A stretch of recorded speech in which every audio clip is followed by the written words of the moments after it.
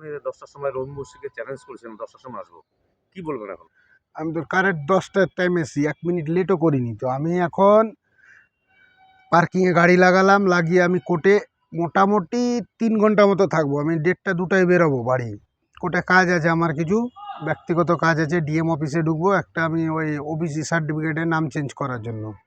তো আমি যেটা বলেছিলাম, প্রতিশ্রুতি দিয়েছিলাম যে আমি বিজেপি করি, বিজেপিকে ভালোবাসি, কারণ আগে তৃণমূলই করতাম। কিন্তু এসব নেতাদের এই যে আশেপাশে গুন্ডা থাকে, ডাইনে গুন্ডা বানে গুন্ডা, যে কোনো র্যালিতে আমি প্রমাণ করতে পারবো র্যালি রহিম বক্সির ডাইনে গুন্ডা বামে গুন্ডা, গুন্ডার সঙ্গে সেলফি, এগুলো দেখে আমি কিন্তু তৃণমূল থেকে মুখ ফিরে গেছি। কারণ আমি চোরের দলে নাম লেখাবো না। বিজেপি একটা শান্তিপ্রিয় দল।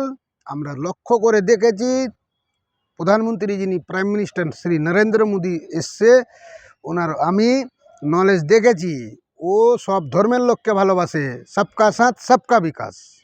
এই কথা শুনে আমি বিজেপিকে ভক্ত, বিজেপিকে আমি চাই।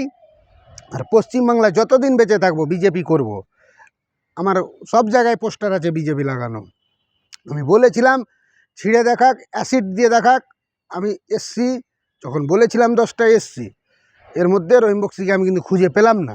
আমার আশপাশে তো দূরে কথা, আসেইনি। আমি যেরকম দেখছিলেন কালকে সেরকম আছি, আমার কোনো জায়গায় অ্যাসিড ঢালতে পারেনি। ঠিক আছে, আপনার নাম?